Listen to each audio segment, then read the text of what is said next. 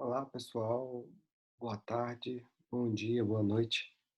É, Gravando um vídeo aqui mais informal dessa vez para corrigir uma questão que foi objeto de dúvida de um amigo meu. E aí eu vou aproveitar essa oportunidade. Esse final de semana eu estava aqui deitado, mas resolvi resolver essa questão para ajudar um colega meu e já fica aqui salvo, disponível para quem quiser mais para frente, quando a gente tratar das excludentes de licitude, a gente tratar. A gente ter essa questão para as pessoas verem como é que cai em prova. Então achei já interessante tirar a dúvida desse meu colega e deixar disponível aqui para eventuais dúvidas futuras e ver como é cobrado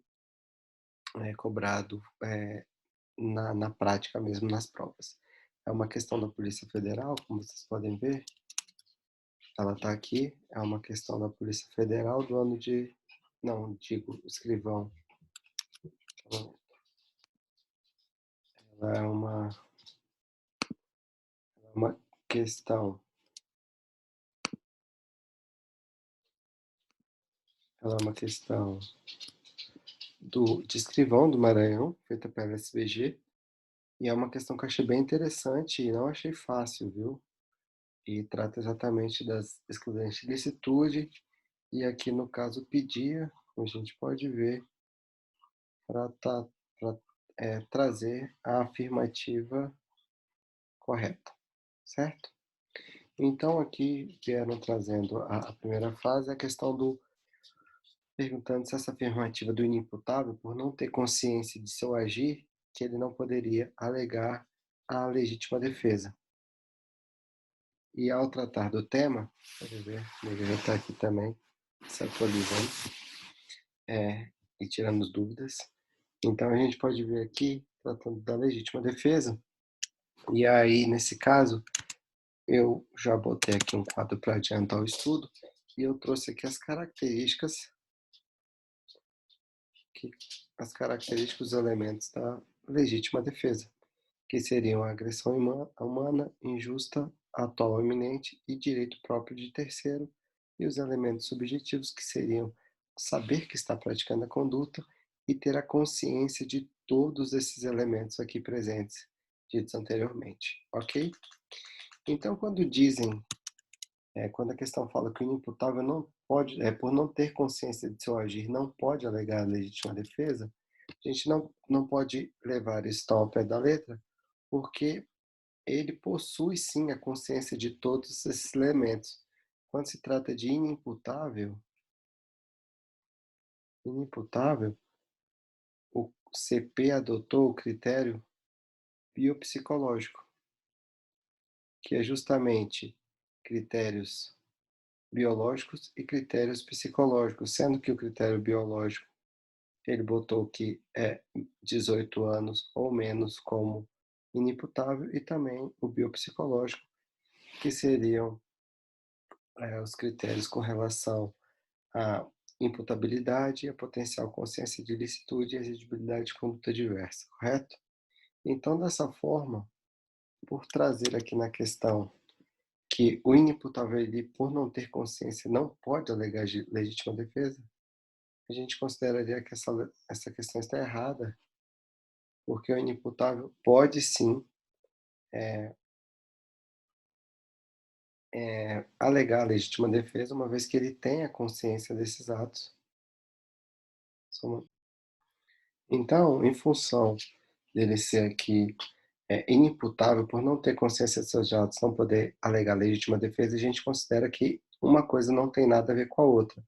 Então, o inimputável, ele pode sim alegar a legítima defesa sem aplicar diretamente uma medida de segurança, uma vez que, caso haja uma medida que seja mais benéfica, que no caso a legítima defesa, que pode inocentar e não houver nenhuma imposição de pena, ela pode sim ser aplicada ao inimputável, correto? Então essa primeira questão aqui a gente considera errada. A segunda questão diz que aquele que anteriormente provocou o agressor não pode alegar legítima defesa. E aí a gente vem aqui e trata realmente da agressão humana e da agressão injusta. Só que essa agressão aqui deve ser injusta. A partir do momento que ela se torna justa, ela o agressor que estava se defendendo passa a a exceder essa agressão, ele também caberá contra ele uma legítima defesa. Então vamos supor que A agrida B, e B, ele vem até esse momento aqui, a agressão vem até esse momento e aqui cessa a agressão. Ele consegue cessar a agressão de A. Porém, ele continua agredindo A até esse momento. Essa agressão aqui será considerada injusta. E contra essa agressão injusta, caberá uma legítima defesa também por parte de B. Olha que interessante. Então, A começou a agredir do B, B usou da legítima defesa para agredir A e cessar a agressão, porém ele se excedeu e continuou agredindo, cabendo então nesse exato momento aqui com que A atue com legítima defesa contra B. É o que a gente chama de legítima defesa sucessiva. Então, nessa questão aqui, aquele que anteriormente provocou o agressor não pode alegar legítima defesa. Existe essa questão e também a questão aqui do anteriormente, que a gente deve saber aqui até que momento deve ser, uma vez que a lei fala que deve ser atual ou iminente. Então, por tais critérios aqui, por tais palavras utilizadas pela banca, eu consideraria também que esse item está errado. Ok? Aqui vamos para a terceira questão. O agente que culposamente criou a situação de perigo não pode alegar ter atuado em estado de necessidade para se livrar daquela situação perigosa. E aqui é interessante, por quê? Porque aqui a gente já vai tratar do estado de necessidade. E o estado de necessidade, como vocês bem podem ver,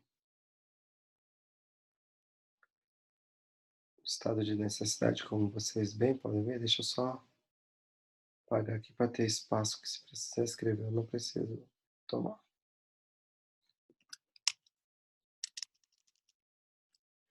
O estado de necessidade, ele possui elementos diversos, diferentes. Então aqui o perigo ele é atual, que não provocou por sua vontade própria e nem podia de outro modo evitar. Um direito para defender um direito próprio à lei e cujo sacrifício nas circunstâncias não era razoável exigir. Possui também os elementos subjetivos, que são os mesmos elementos subjetivos exigidos quando da legítima defesa, que é saber que está atuando em legítima defesa e ter consciência de todos esses elementos aqui presentes.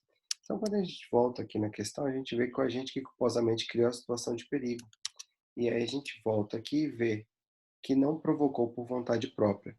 E existe na doutrina duas posições, que esse não provocou por vontade própria aqui abrangeria exatamente a questão do apenas da provocação dolosa, sendo que a provocação culposa ficaria de fora. Então, se o agente agisse de forma culposa, ele poderia depois utilizar do estado de necessidade para se defender.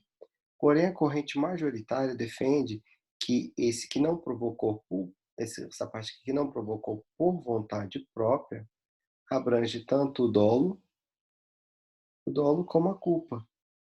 E eu até entendo isso aqui, porque veja bem, se a pessoa ela tem um descuido, uma inobservância do dever legal, e ela atua e causa um dano, seria mais danoso ainda ela se beneficiar desse primeiro descuido. Pois desse primeiro descuido, dessa inobservância, ela causaria um dano, que ela seria agredida por isso, e ela poderia ainda se beneficiar dessa primeira agressão, desse primeiro descuido para se proteger. Então, em função disso, a doutrina majoritária defende que esse que não provocou por vontade própria aqui é abrangido tanto pelo dolo como pela culpa. Dessa forma, ao analisar a questão, como ele colocou aqui que o agente provocou por vontade, que provocou, né, culposamente criou a situação, ele não pode ter alegado estar de necessidade para se livrar daquela situação. Pela corrente majoritária, essa questão aqui, ela já causa esse tipo de dúvida. Então vamos colocar essa aqui com interrogação, que ela pode sim ser uma das questões consideradas como correta. Agora vamos aqui ver essa quarta questão que trata de aplicada a teoria da tipicidade conglobante, houve um esvaziamento de todas as causas de exclusão da ilicitude. E isso aqui é muito interessante. Por quê? Porque ao tratar da tipicidade conglobante, ao tratarmos aqui da tipicidade conglobante, nós devemos primeiro fazer a análise da tipicidade, que pode ser tanto a formal como a material.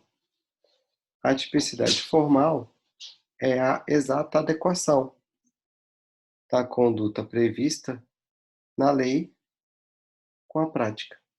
Então, aqui, com essa adequação perfeita, nós temos a tipicidade formal. A tipicidade material analisa a lesividade da conduta causada ao bem jurídico que é tutelado pela norma.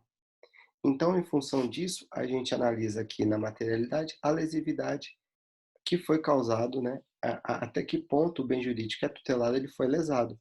E essa aqui é interessante porque essa dá origem ao princípio da insignificância, que é um princípio muito debatido hoje na esfera insignifica, muito debatido hoje na esfera do direito penal, correto? Fora isso, nós também temos o princípio da tipicidade conglobante. E o princípio da tipicidade conglobante, ele é uma análise do quê?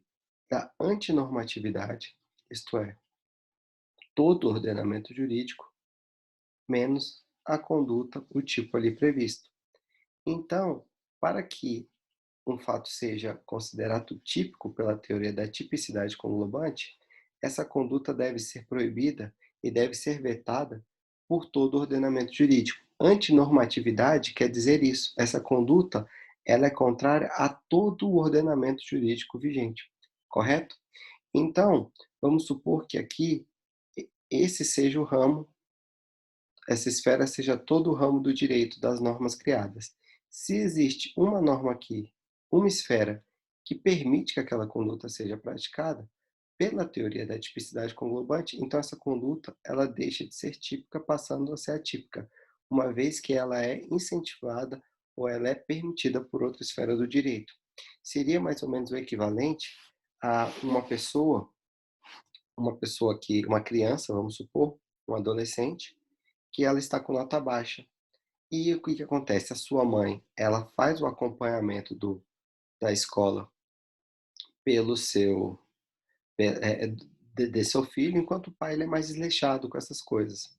O pai, sem saber que a criança, esse adolescente está com a nota baixa, está em casa num dia e o adolescente, sabendo que seu pai é tão desleixado com isso, pede ao seu pai para ir ao cinema, sabendo que anteriormente a sua mãe não permitiria ou não tinha permitido que ele fosse ao cinema.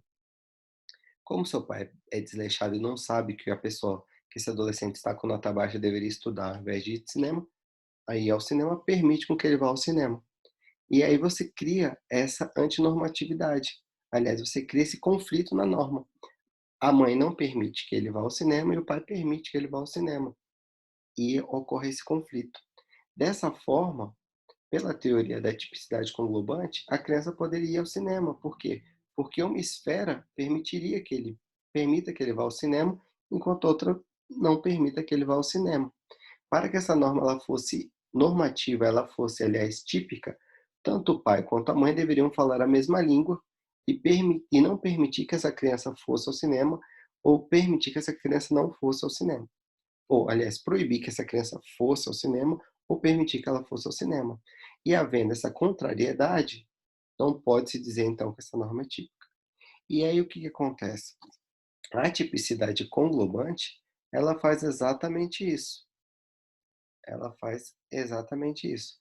Ela antecipa, ela antecipa a análise da tipicidade para, aliás, a análise da ilicitude para a tipicidade. E ela causa realmente uma exclusão da ilicitude. Então, estranhamente, essa corrente aqui, essa questão aqui, também seria correta. Estranho. Vamos agora para a questão E. Aquele que mata um cachorro que o atacava por ordem de terceira pessoa pode alegar a presença de legítima defesa. Então, nesse caso aqui, o cachorro ele está sendo utilizado não como o agressor em si, mas sim como um instrumento para o ataque. A pessoa ela quer matar ou ela quer causar um mal a outro, porém ela não usa dos seus próprios meios e ela utiliza de um cachorro para tanto. Esse cachorro ele será considerado o quê? Um instrumento. Dessa forma, como é para salvar direito próprio e é considerado de terceiro, e essa agressão aqui ela parte de uma agressão humana, em que o cachorro é apenas um instrumento, ela pode ser sim considerada como uma legítima defesa, correto? Então, quando a gente volta aqui para essa questão, é mais ou menos aquele que, a mesma coisa, aquele que mata um cachorro que o atacava por ordem de terceira pessoa, olha como isso é interessante. Pode alegar a presença da excludente de legítima defesa. E eu concordaria também com essa questão. E o mais interessante é que, caso essa pessoa ela estivesse na rua, esse cachorro aqui o atacasse, sem que houvesse uma ordem de uma terceira pessoa, e não seria considerado legítima defesa, e sim estado de necessidade. Então, a gente fica com uma dúvida aqui, porque segundo as teorias, a gente ficaria com a questão menos ou mais certa. E para que não ocorra nenhuma dúvida, já que aqui ocorre uma dúvida da doutrina, aqui é aplicada a teoria da tipicidade conglobante, e essa teoria ela não é aceita no Brasil, eu acabaria apontando a alternativa E como a questão correta. Tá certo? Eu espero que vocês tenham entendido aí um pouco sobre isso. A gente, quem está no estudo aí comigo sabe que a gente vai se desdobrar um pouco ainda sobre essas normas. Aliás, um momento. Então, os cachorros estavam latindo aqui para não atrapalhar. Então, como quem está aí comigo ainda vai se debruçar sobre esse tema, e nós vamos tentar exauri-lo ao máximo, fica aí a questão. A gente depois pode voltar nessa essa mesma questão para debater um pouco mais. E aí, o meu amigo que estava com essa dúvida, a gente tira a dúvida. Espero que tenham ajudado um pouco nessa questão, tá certo? Então fica aí a questão letra E como a mais correta, lembrando que também eu não considero a D errada e nem a C errada em função dos motivos já explicitados. Fiquem todos com Deus, aproveitem, estudem o máximo que podem, porque só o estudo muda a vida dos outros. Abraço.